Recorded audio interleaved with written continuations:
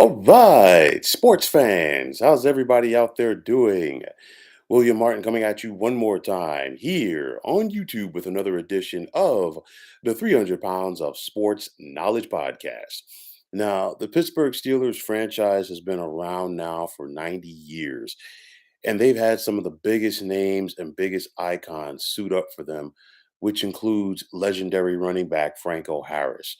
Harris played 12 of his 13 National Football League seasons with the Steelers, and he was an integral part of Pittsburgh's four Super Bowl championships in the 1970s. And I know that Harris was the MVP of the Steelers' first title victory in Super Bowl nine.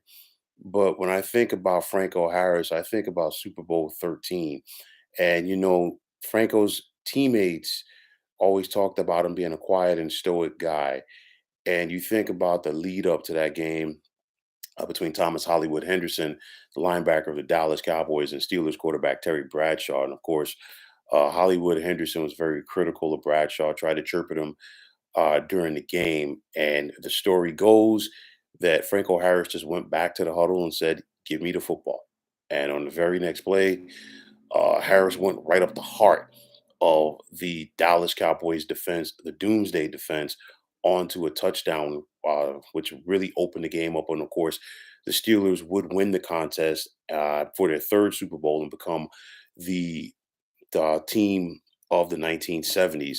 Now, you think about Harris, he was a big back with speed, and he was hard to stop in his prime. You're talking about a guy that when he retired in 1984, only Jim Brown and Walter Payton had gained more ground yards on the ground than Franco Harris in NFL history. And of course, you know, you can't tell the story about Franco Harris's illustrious NFL career without talking about the Immaculate Reception. And it's about to be a 50-year anniversary for one of the most iconic plays in NFL history. And it's unfortunate, obviously, of his passing today, as this was an iconic moment and it's an iconic player. And of course, Harris was set to have his jersey number 32 retired by the Pittsburgh Steelers this weekend as well. And of course, what was to be a very exciting and historic event is probably going to be a somber mood right now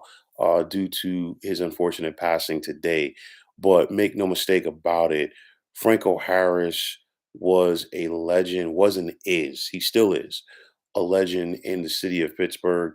He has a statue at the Pittsburgh airport. And I mean, that right there just sums it up how beloved that he is in the Steel City. And I mean, it's one of those where you think about it, the Steelers organization has been around for a long time and they've had some legends on both sides of the ball. And you really can't tell the story of the history of the Pittsburgh Steelers without mentioning Franco Harris. And at the end of the day, there will never be another Franco Harris as the city of Pittsburgh, the Steelers, and the NFL all lost a legend today. Obviously, I don't know the man personally, never met him, but obviously, with this being the holiday season, your heart definitely goes out to his family and his loved ones and those who are affected the most by his passing. But at the end of the day, the NFL truly lost a legend in Franco Harris. So, with that said, folks, this is William Martin signing off on the 300 Pounds of Sports on this podcast, saying take care and have a good day. Be well.